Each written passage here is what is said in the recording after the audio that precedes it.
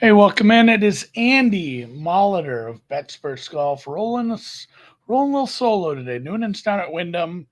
I think currently is interviewing Jordan Spieth. He might pop on later if it works out. Every course is different as far as how their media setup works. At the 3M, the tent is way bigger than it needs to be for as many people as come. And maybe I haven't been there in a lot of Sundays, and it does fill up later in the weekend, but usually on a Tuesday, there's not that many reporters. I've reported live from there a couple times. It's just me, a couple of the locals, the Japanese photographer that's there to take pictures of Hideki, and the guy who's handling the catering. So we'll see if he pops in, but we will talk some Sedgefield, some Wyndham Championship at Sedgefield. If you caught, I filled in from yesterday in the first look show. We talked a bunch about the course, kind of go over a little more of that, but more along the betting lines today. The weather doesn't look great. That's the other thing. Noonan's not super excited about that, but the weather is like tropical stormy. I'm not so sure this goes off without a hitch this week because I think maybe that's probably one of the bigger stories we're going to have here is um, just a bunch of rain coming in Thursday and Friday. It could kind of be nasty depending how far, where this moves, how far inland things go. And I mean, it's a Thursday night, basically through the rest of the weekend, there's a chance of rain for the whole time. And again, it's only Tuesday. I don't know. Maybe the weather shifts, things happen. We do this all the time. My wife said this the other. Oh, it's going to rain tomorrow, starting at 7 until like the next day. It's like 5 in the afternoon. Still hasn't rained. One of those things where shit shifts. This is a much bigger storm than what I would dealing with locally. So it feels like we're going to get wet. It feels like there's going to be some delays. I don't know how you can really take that and like handicap that, use that to your advantage. Maybe there's a little bit of a wave advantage like we usually see. But honestly, we love to see that, that PM AM wave advantage. The guys, they put it together. They play tough, good golf, closing out their Thursday. And then usually they end up playing those same 9 holes they just played the next morning right off the bat. And you can kind of build not only the weather, the wind advantage, but just kind of building off what you just did the next, right away the next morning. I can't remember who tweeted about that, but somebody actually on the tour did.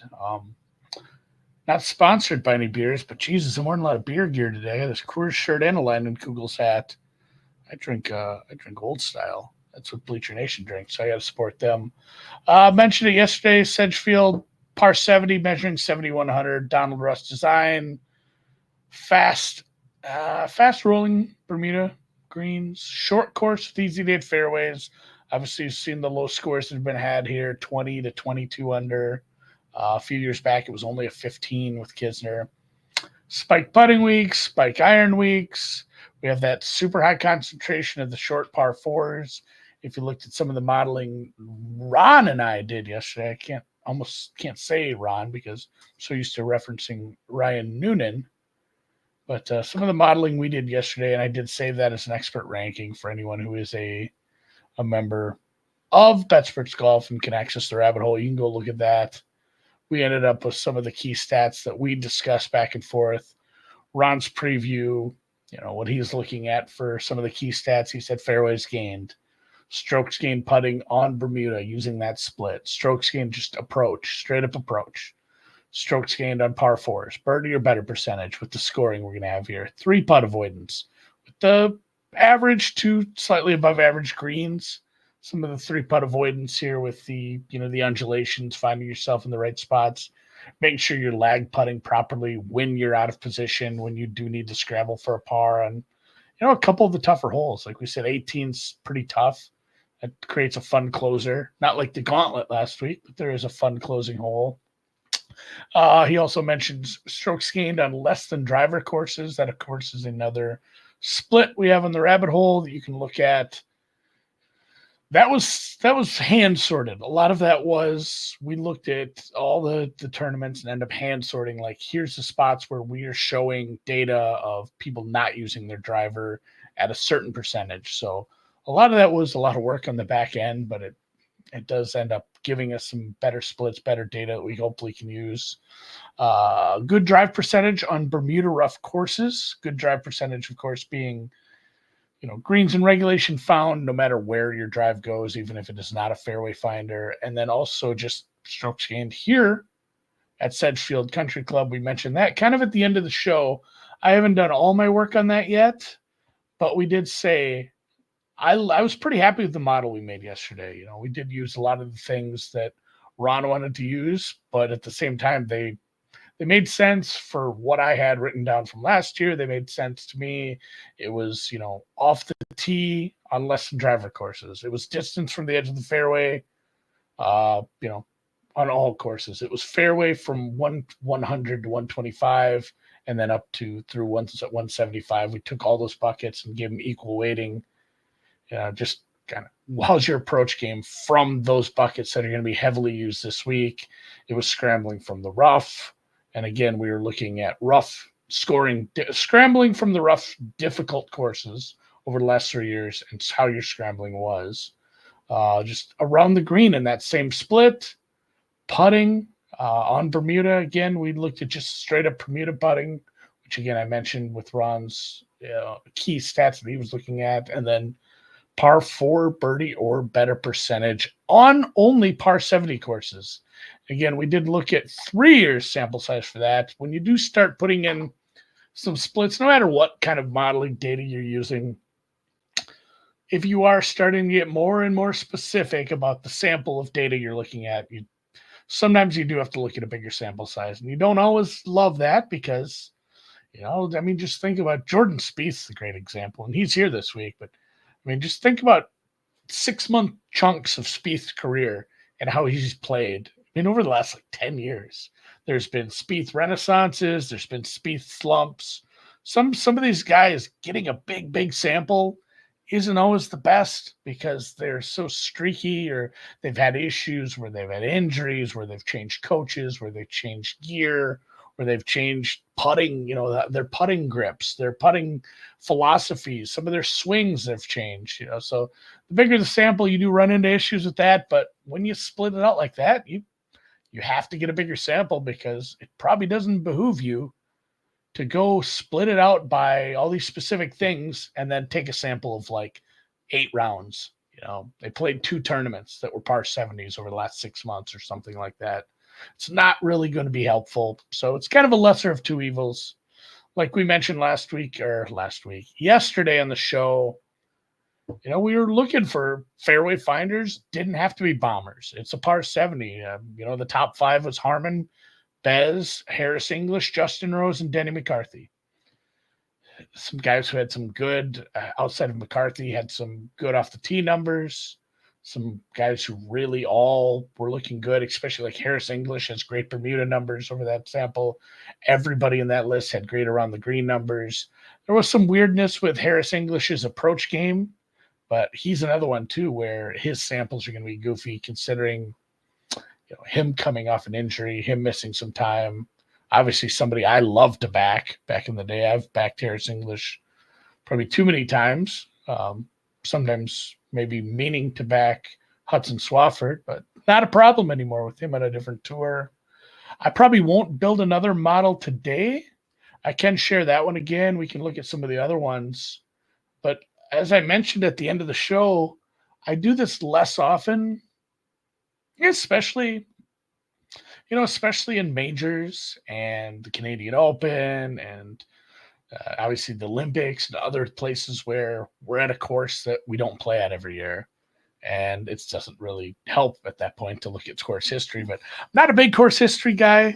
This one is a little more predictive, seeing how, people who have played here tend to play better here, more so than other events, more so than other courses. So I am going to look at a little more course history here, but I'm going to try to build something blended with some of the comp courses we mentioned. And again, it's tough to use Detroit Golf Club strictly because it's another Donald Ross design, because there's so many differences being in the Midwest compared to a coastal Carolina course. But it's still a Donald Ross design, so that's going to go into a little bit. So I'm probably going to build a blended model that is like 50% Sedgefield, CC, how'd you play here? And then a real small amount of like Detroit and Eastlake, maybe like 50 and 10. And then that other 40% is going to be Harbortown, Sea Island, Colonial, Wiley, River Highlands, some of the other comp courses. And that's the beauty of maybe my favorite thing of the Betsperts Golf rabbit hole is downloading those to spreadsheets, because I'd hate making a model with like 40 things. And again, we've already built the one I want to use yesterday with Ron.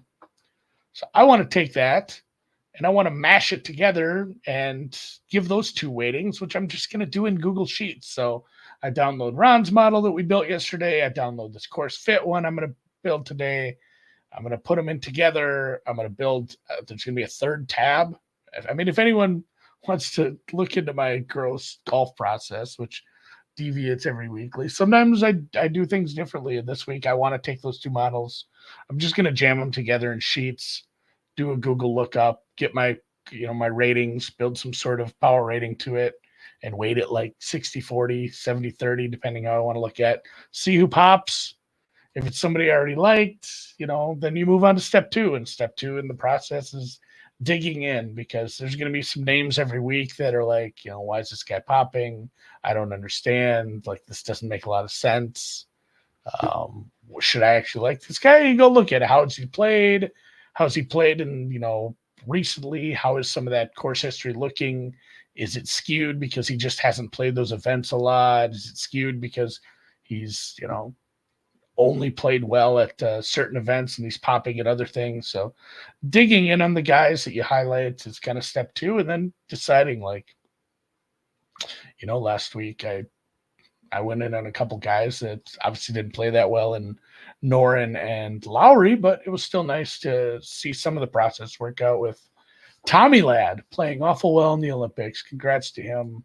Congrats to Scotty again, and Matsu. I think Matsuyama's your bronze medalist. Not as lauded, because I don't know if a lot of people bet into the medal markets. It was still, at a lot of the offshores I bet into, it was still just top 10, top 5, which I guess is fine.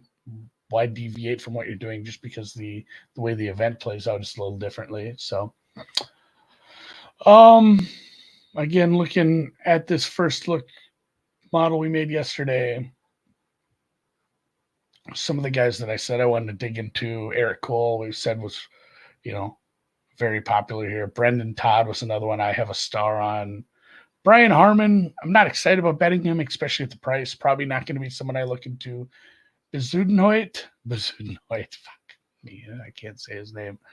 I did pull him up a little. It's been meh over in Europe. Like, he withdrew from the Scottish Open, didn't make the cut in the major, but some of the other events that we've played throughout the summer, he's played pretty well. He played well at the Wells Fargo, which, by the way, I got news on that today. That is changing. I think Truist is the name of it. And again, they're having Quail Hollow is hosting a major next year. I think just the PGA. So the Wells Fargo is not only getting a new name, but they're playing it in like Philadelphia next year before it goes back to Quail Hollow. So get used to that come next May if we talk about a new event and a new course.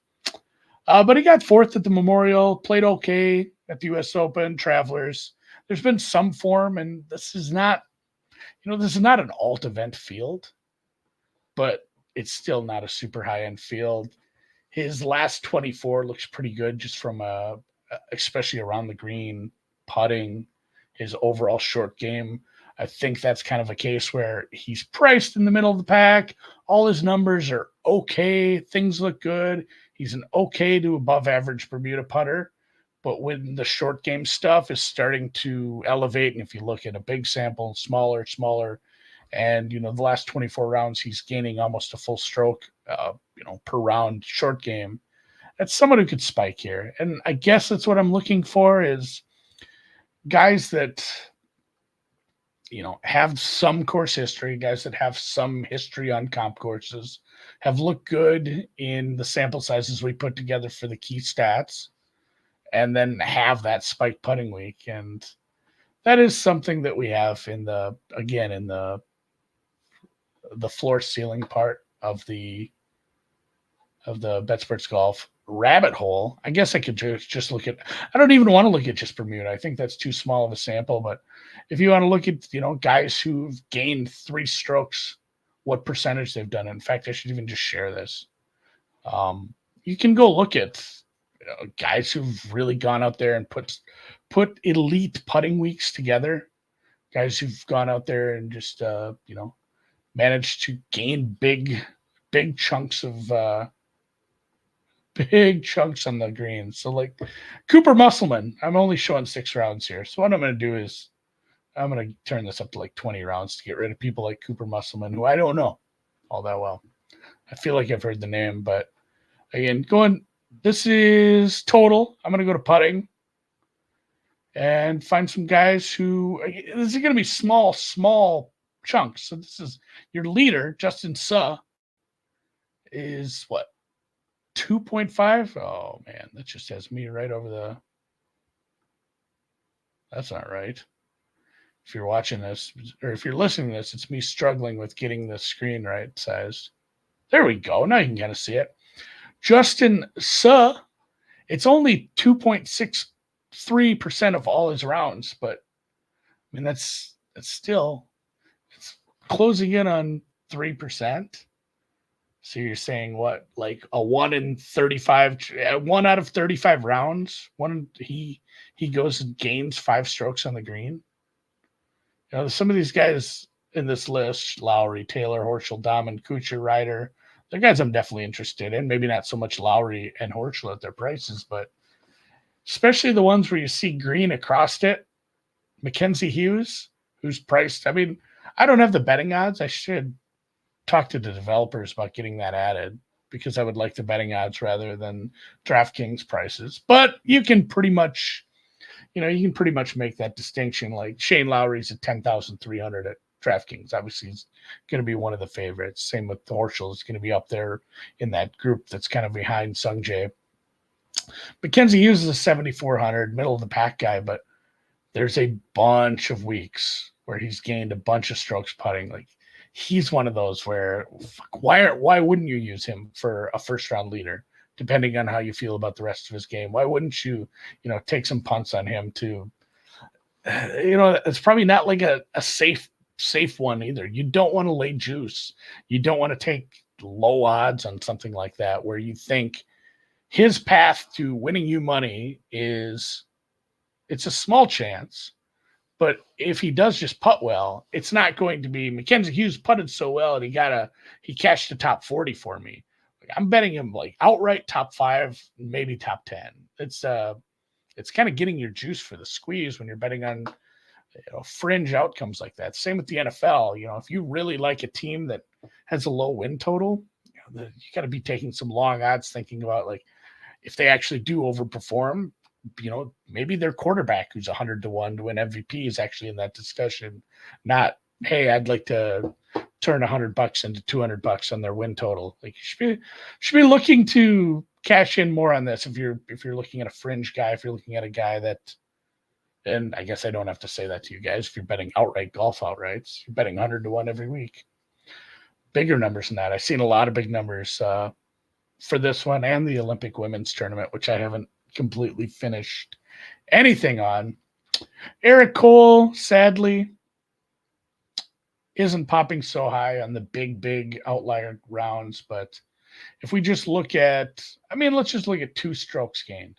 Like this is a very admirable round. If you can gain 2 strokes in the field putting for the week, for the day, that's pretty good. Sam Ryder's the guy I bet a couple weeks ago. Pearson Coody, it's never probably taken my money, but he's won over what's starting to be a decent sample size that maybe is worth considering as well. He's going to be an even longer price than Mackenzie that I just mentioned. He's 6,900 on DraftKings. Maybe that's somebody I should be looking at for first round leader. I think I'm slowly building a first round leader. I got Mac and Pearson. I'm writing this down. I don't like to bet first round leaders as much as some people. It is fun. It's a fun sweat if you get a guy, especially if you get a guy in early with a nice score. But it does feel like one where you got to find 4 or 5 guys, kind of stick your flag in the ground, say this is the type of golfer that can go out and put up a 62. Shit, it's a 70, so it's less impressive, but it's still impressive. We've had a 59 here. There'll be some 61, 62s out there. There'll be some very low rounds if this rain is, making things soft. We'll see what that second cut of rough looks like. I know Noonan was going to check out the course today. That was one thing that's mentioned. Like we said, this is a course tournament where a lot of the winners have been 20 under. It's not Hawaii easy, but it's still a pretty low score. So they have done some things minimally to try to toughen it up a bit, especially considering it's a vital part of the calendar. No matter what you think of this tournament and this field, this is your last chance to end up with a round, a tournament, a couple rounds that get you into the playoffs if you're some of these fringe guys sitting on the edge of the rankings there. So it's tough that it's a super easy course and invites a lot of variance. Whereas, when we say we got tough courses, that's why, look at who has won our majors this year. It is the cream of the crop. It is some of the top guys winning it. Tough courses make the good golfers look even better compared to the field. So should be a wild one here. I'll have some longer prices when I get into my outrights. I hate doing this because it's no fun for you. You didn't get any of this, but yesterday as I was trading the Veep Stakes prices, there was some heavy Shapiro steam, and I did put a Tim Walz to be the Democratic vice president candidate at like 275. I did put him with Sung Jae, so it's not a big ticket. It's small because you're doing silly parlays like that. Usually that sort of stuff is just account maintenance, and they love you for putting those in. But I do have Sung Jae at 55-1 now, if depending on when they decide to cash that Walls side of things. Just overall scoring, we talked about this yesterday too with Ron. We said spike putting is important, but there also is spike approach. So Charlie Hoffman, I don't know about that. Charlie Hoffman is when he was playing well, he was another one that was super fun for first round leader. I'm going to dig in a little. I'm putting a star by his name because he isn't officially made the first round leader card, but seeing some of these, some of these numbers over a 40 round sample where he's gained 3 strokes on the field in approach 11% of the time. Don't hate that from him. This is another one where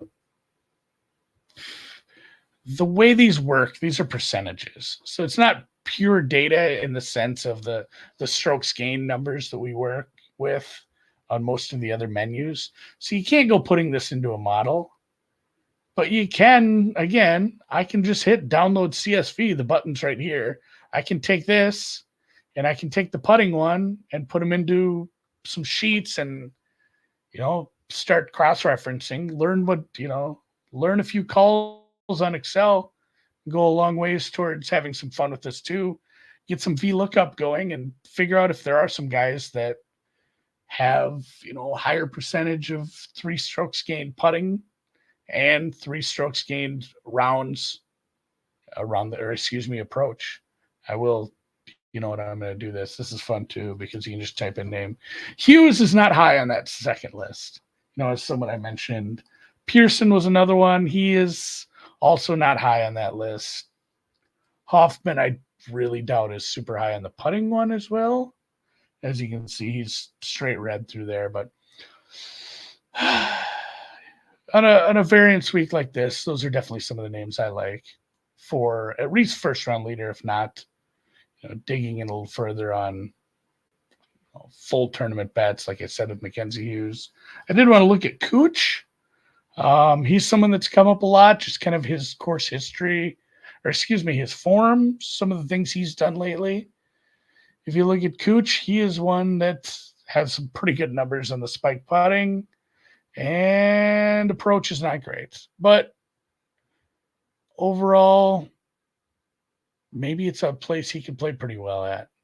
He's from, he lives out in Georgia now. Bermuda numbers are okay. I want to make sure this is coming through on the screen. I went to his player page. Bermuda numbers are good. He's a good enough putter. Scoring conditions are going to be average to easy to very easy. So he's plus on most of these. Look at this. Average strokes gained by round. His best round is the first round. Uh-oh. Kind of talking myself into this. And then, of course, just looking at his current sample, last 12 rounds, seen a lot of good, especially the fact that he's got it done without doing a lot putting, without getting a lot of gains. If you look at how he did at the 3M, which are the purest, flattest, easiest, just boringest parking lot with, that grass mat over it, mini golf putting surfaces. He was unable to gain strokes there, still T3'd.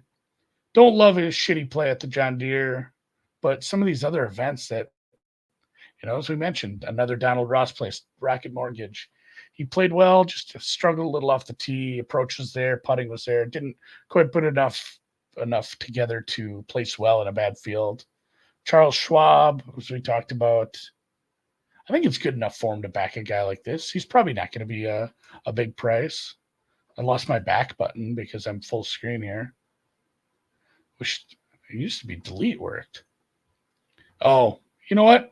It's because it opened a whole new screen. That's why we did that.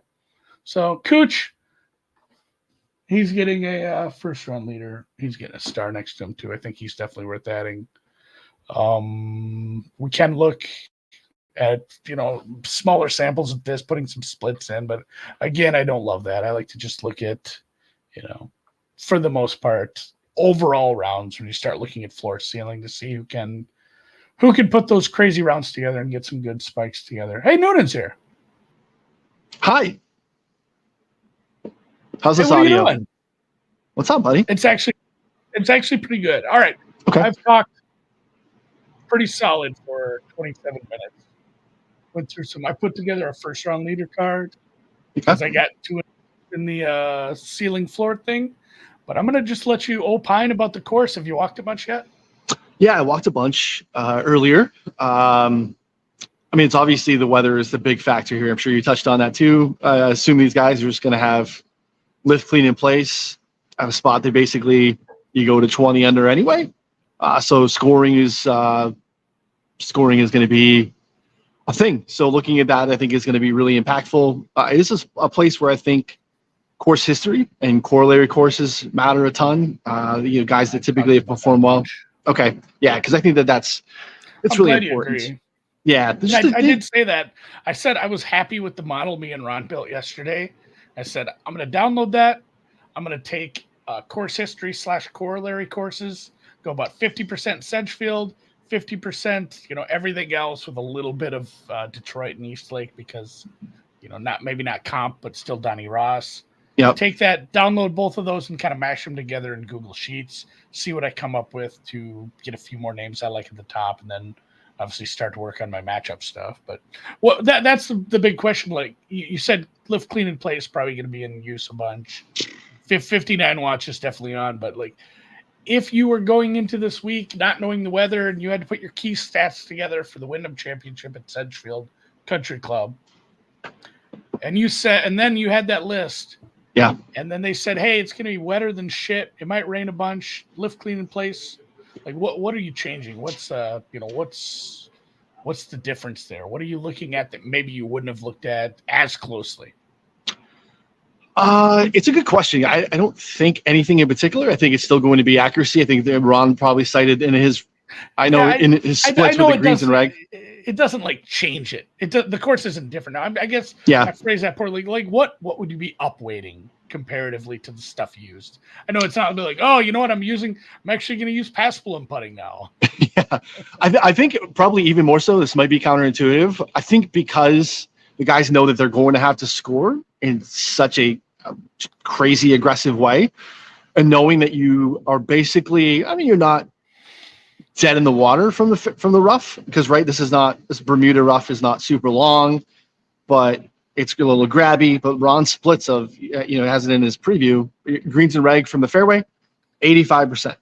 Greens and reg from the rough, 52%. You're not going to be able to score with the top end of the field playing from the fairway. So I think you probably have even more clubbing down, even more like lack of aggressiveness off the tee. Guys really, there's a handful of really clear spots that just these undulating fairways. It's like, and I've seen some guys this morning get in trouble even off of 1 and 2, just trying to like take a little bit more club than they would want to. I think they probably would have, in hindsight, probably hung back. Maybe some guys that are taking their first walk around here or something like that, or maybe got a little bit more kick out of the ball. So hang back, keep yourself in the fairway, keep yourself on the level side as much as possible, to try to give yourself the best chances to fire at these pins, because it's a short course. Even hanging back, still not dealing with much in terms of distance into these pins. So that would probably be the thing too. Distance from the edge of the fairway, some sort of hybrid total driving, scoring using less than driver, to get capture of strokes gained total. I just got out of the Spieth interview and I asked him about that, just his use of data, right? Because we're on the data side. We do so much, obviously, with data. We make decisions in data. We give advice on data. We're building all the models off of this.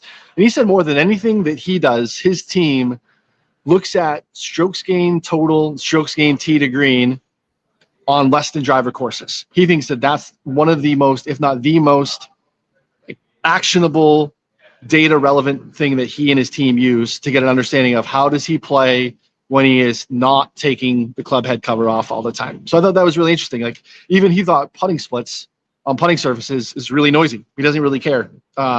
He cares about, all right, when I club down a little bit off the tee and I'm playing a more conservative game and not hitting driver, and he thinks, he's been hitting his driver as well as he ever has.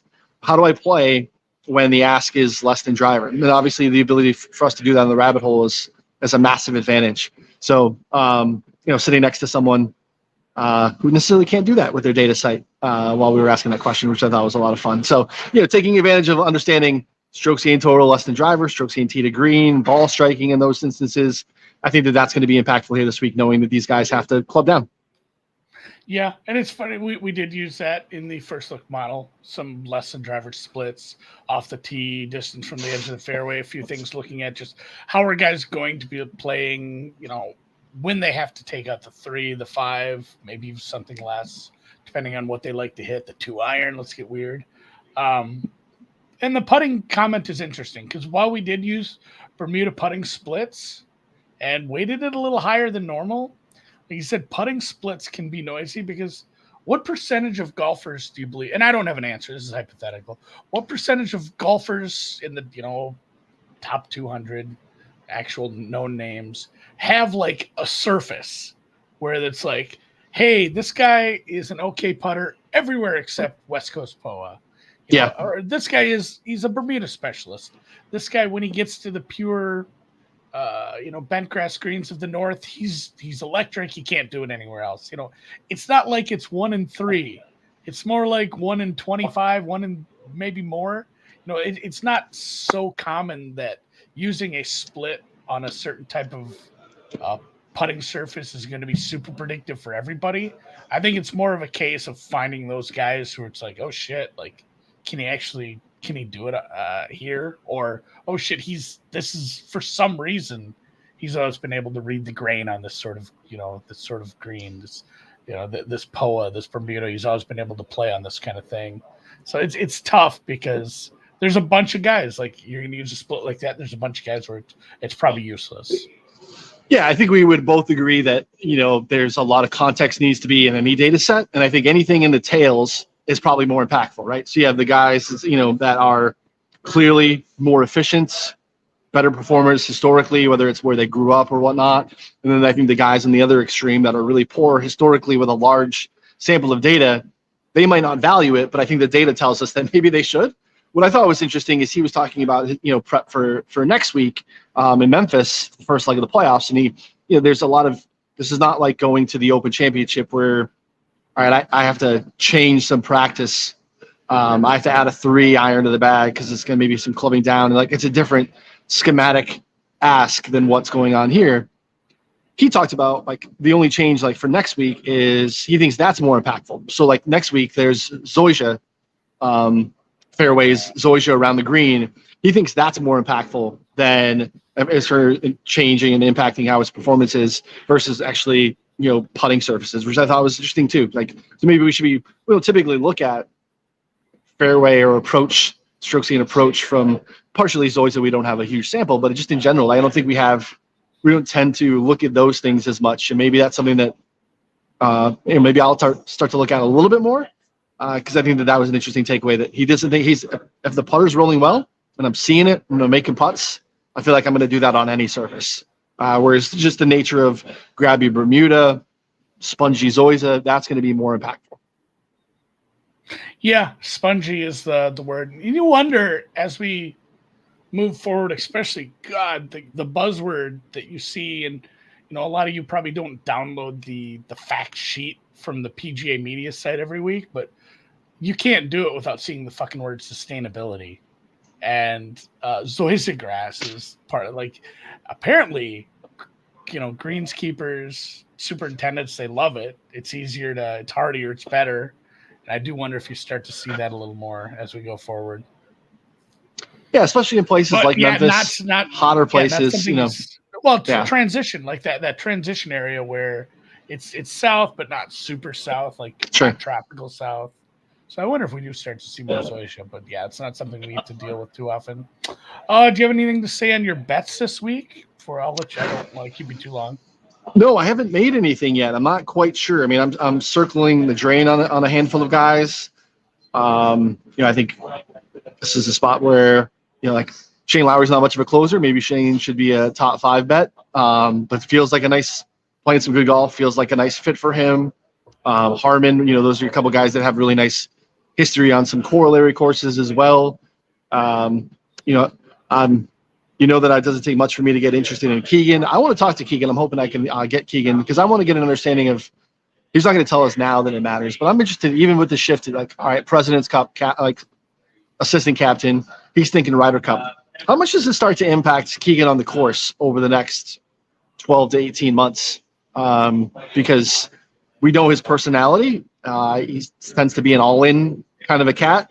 I can't imagine that something has to be impacted. So I'm curious in terms of, do we see Keegan? I think the idea of Keegan the golfer qualifying for the Ryder Cup is a bridge too far, even for me as a Keegan backer, because I just don't think he's going to be able to be dialed in to play as well as it's going to be required to make that team. So, there's a couple other guys that I think are a little bit interesting. This is obviously a spot. I think Ben Griffin is really interesting. His number. Brendan Todd is a guy that I like to kind of dig into a little bit. Some of the guys too. How much do you? I don't think you're going to make necessarily betting decisions, but obviously it's bubble week, right? This is a week where we're looking at guys in the 60 to 80 range on the FedEx Cup to make decisions here because I thought you said bubble week. I was very confused. Oh yeah, bubble week. Sorry, not a bubble week. It is. I said that yesterday, and I'll say it again today. It's one of those things where it's a tired fucking trope and narrative, but you should never let it dissuade you from betting a guy you like for other reasons. Like I've seen that, like, oh, everyone's on this guy because he needs to be top 5 to make the playoffs. Like he's mush now. It's like, well, what if he has everything else that you like? Like he matches the course fit you like. He has the proper history. He has the form. Whatever it is you like, don't let it push you the other way. Like it's not a key that I'm using to look at this, but it's also sometimes it happens. Like Glover needed to be T2 or better last year to make the play. And the crazy thing, he won the goddamn next week. That was such a big payday for him financially, the Wyndham, because of what he was able to do the following week, which he wouldn't have been able to play in. So, and it got him into some of the stuff this year. Yeah. And then, make it into elevated events, you make it into the week after that, get another, albeit smaller paycheck. But no, I don't use it as something I'm looking at, but it's certainly interesting to monitor, as far as, I don't know, maybe if you're looking at matchups for round 2 and they have a guy. That's a good call. he's borderline to make the cut. He's kind of in that 50-50 cut range. He needs the points, and he's up against somebody who's, maybe sitting one or two below the cut line. They're a bigger name that's going to play next week in Memphis already. Maybe one of those players' mind is more focused on Memphis. Yeah. Again, small edge, not something I'd play strictly if your numbers don't like that matchup to start with, or you're flipped on those two anyway, but something to look at probably for round 2. It's funny because, sitting in the media room, with the big media, and it's just like all the narrative stuff. It's like, they're talking about just who those guys are, how it matters for them this week. And historically, I think we've divorced ourselves from some of that stuff so much. We let, data make decisions and things like that, not necessarily narratives, but it's just like something I've heard all morning. And I was like, I don't even know who those guys are. I should probably take a look at what that list looks like to understand, even on the course, if I happen to be able to grab somebody to, ask them a question about that specifically, to just get an understanding of, does that impact them? Because that's the thing, right? It's like, show up any week thinking you don't need to win, or that you're not trying to win, or that trying makes you win more, or gets you a better chance to win because you need it more this week. Those are the things that are very hard for, I think, my brain and your brain probably as well, to try to actually make sense of, because it doesn't make a lot of sense. Like, you need to win every week. These guys are trying to keep their card, feed their family, get in the top 50, get in the top 10. It just doesn't necessarily matter. Now, maybe some guys can get up for it in a different way. I don't have any way to actually quantify that.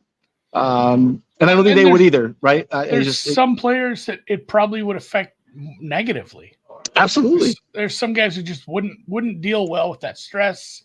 Their sleep schedule would be, different.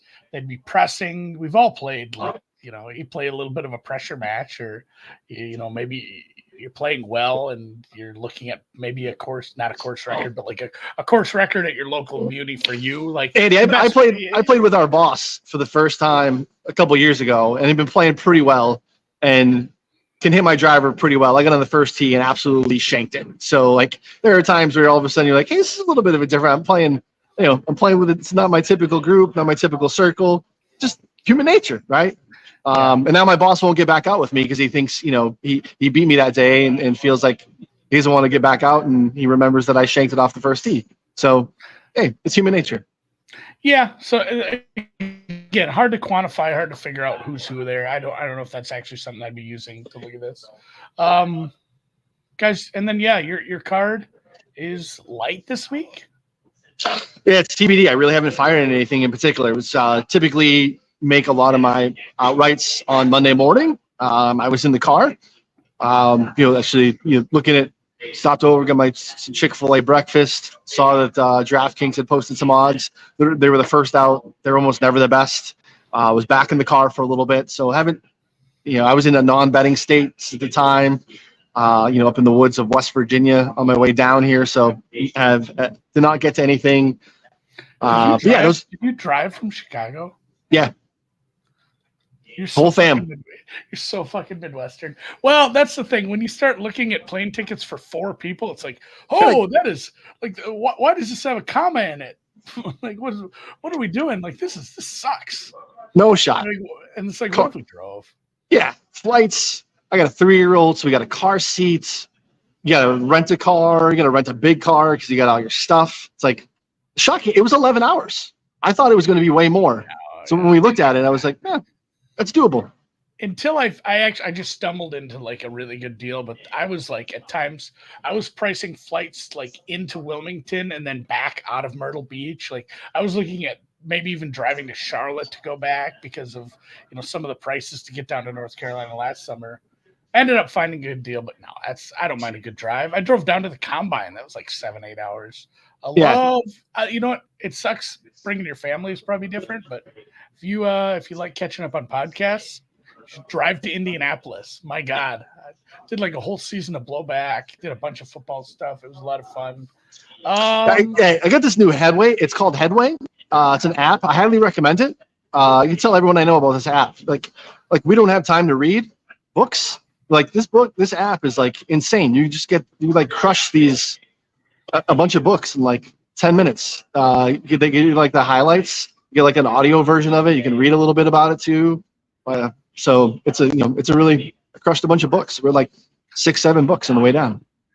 Yeah, I read 5 a.m. Club, Rich Dad, Poor Dad. Really got into it, Andy. I'm probably going to read like 10 to 12 books this year, like in a full year. And like vacation last week was like 3.5 of them. It sucks with kids and everything going on. It's so hard to get through a book. So I just ignored people. Like, oh, hey, should we go do this? Do you want to go see a cave? I'm like, I'm gonna lay and read. I'm gonna not do anything. I have a golf expedition tomorrow, so I pretty much took it easy on vacation. I don't like to do a bunch of stuff. I'm gonna do a bunch of stuff. If you are listening to this and you're gonna be out at Bet Bash, come say hi to me. I'm flying out to that tomorrow. Me and Drew are doing a live deep dive show from one of the ballrooms.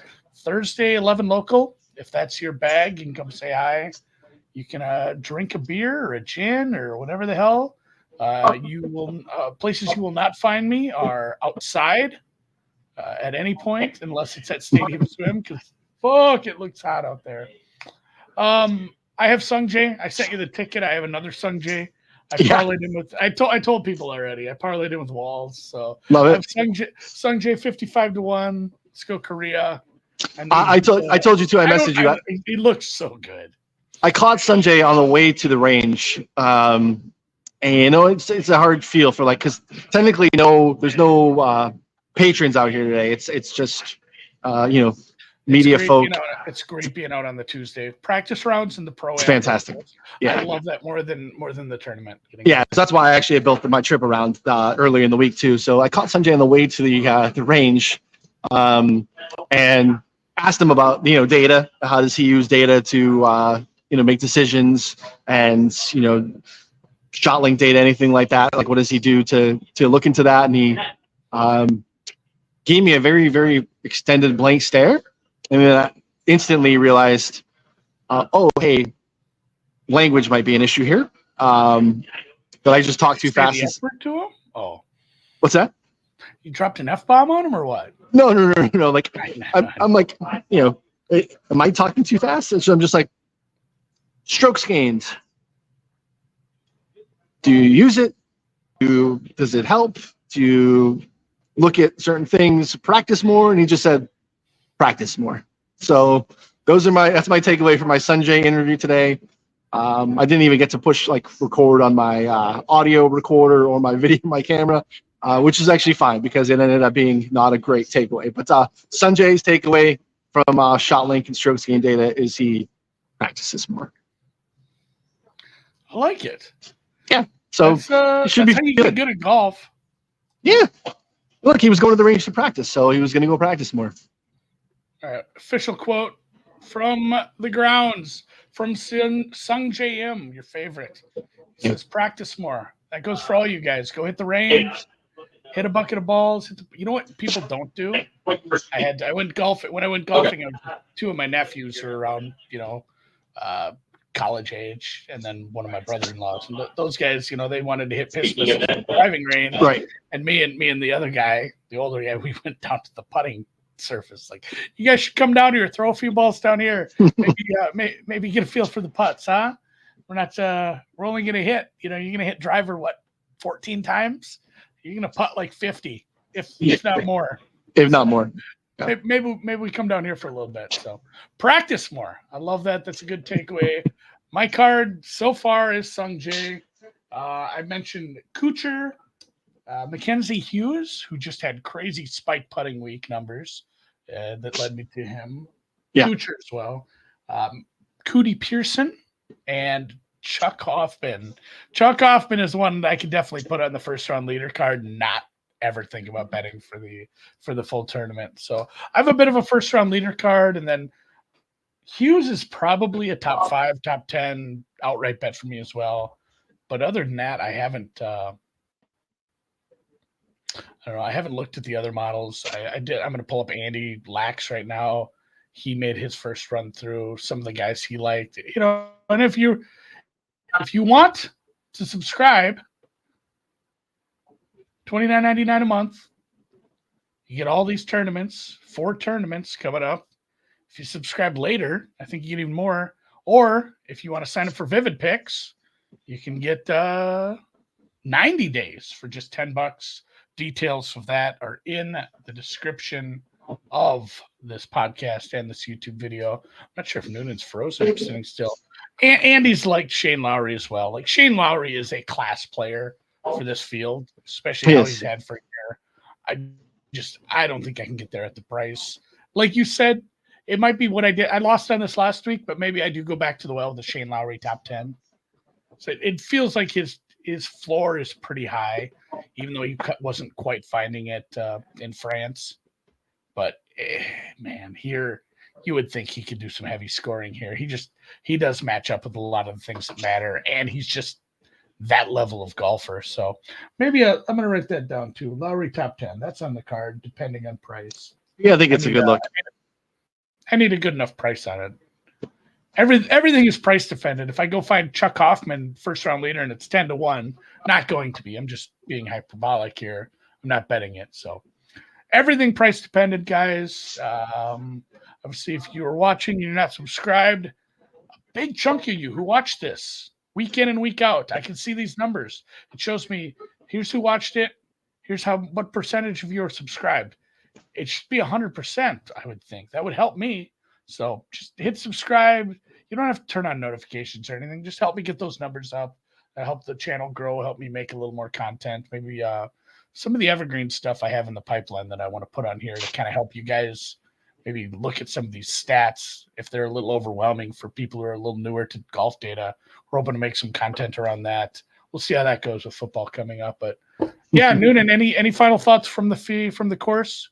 Have you? Subscribe. It helps send us to the courses more too. You never know. We get it better. Your boots on the ground data for you. What's the second cut of rough? I mentioned that there was talk of that being a little higher. How's it look? I mean, it's never going to be like nasty, but no, it's not nasty. Actually, was sitting on the back of one and right by the second tee, and was right by definitely grounds crew. And they were talking about kind of talking about what they wanted to do with it. What were their thoughts? They want to come back out. If they're going to do anything tomorrow at all, they're going to do it super early, and then they probably not touch it for the rest of the week. I think the forecast is going to dictate a little bit about what they are doing as well. Right now, not problematic, right? Probably 2.5 on the way to 3, but not anything that's too bad. Yeah. And that's one more little tiny nugget that probably means bupkis, but if you think about it, some of these tournaments that have good showings, some of this deep rough that is in between the holes, by the time you hit Saturday and especially Sunday, it's not even rough anymore. Like, oh, you hit your drive like 40 yards to the left. Oh, it's sitting on tall grass that's been trampled for 4 days. Like, I wonder about that if the crowds are going to be kind of sparse this week with the shitty weather. And the rough still might have some bite come the weekend because, boy, like I saw Johnny, and this was a year that I bet him that he didn't win. So this actually hurts my heart because he won the 3M. But Johnny Vegas hit an absolute terrible tee shot on like 15, well out of bounds, kind of over by a tree. And it was just like, oh, like that's like 8-inch grass that's just laying on its side. He has like a clear shot to the green. Like pretty much it's the same as if he would have put it in the fairway. In fact, it's like lofted up a little as him and his caddy are, talking in Spanish, and it sounded pretty hopeful for it as far as my vibes. I don't know the translation, but vibes are international. Vibes are international. I got one other. Vibes transcend language, guys. One other takeaway, not super relevant from this week because he's been playing with it for a little while. Spieth is dealing with a little bit of a wrist situation. Yeah. He says it doesn't hurt him at all when he's playing.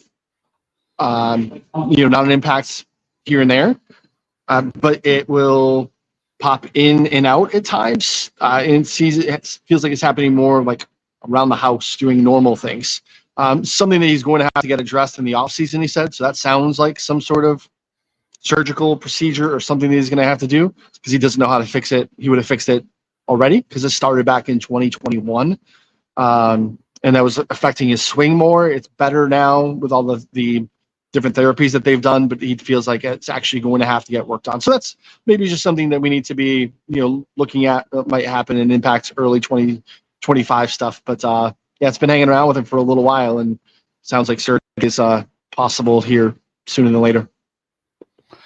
Yeah, I don't think anybody's clamoring to bet Spieth this week, which probably means he wins because he's that kind of pain in the ass. But he's actually just looking at, because I looked, he's 63rd on the FedEx Cup list. So like he needs to play well. Well, that's the thing. You talk about next week, you need to be top 70, but the week after that, you need to be, you want to play 3 weeks, you want to make a bunch of money, you want to be comfortable this fall. Yeah, you want everything secured, and granted, Spieth's made some cash. Spieth has, sure. Spieth's got a jacket. Spieth's got a bunch of big wins. He's fine, but like it still doesn't mean you don't want to go, play those events and make that money. So yeah, he's going to need to make a little bit of noise over the next 2 weeks if he wants to get that second level. What is it? 1,000%. 70, 50, 30, I believe. Correct. So, all right, cool. Hey, hit the thumbs up. I would appreciate that. That helps us out. Like I said, subscribe if you have any questions. If you want to check out the rabbit hole, if you want to play with, the stuff we looked at here with the, I had this is Andy Lack's model I'm looking at right now.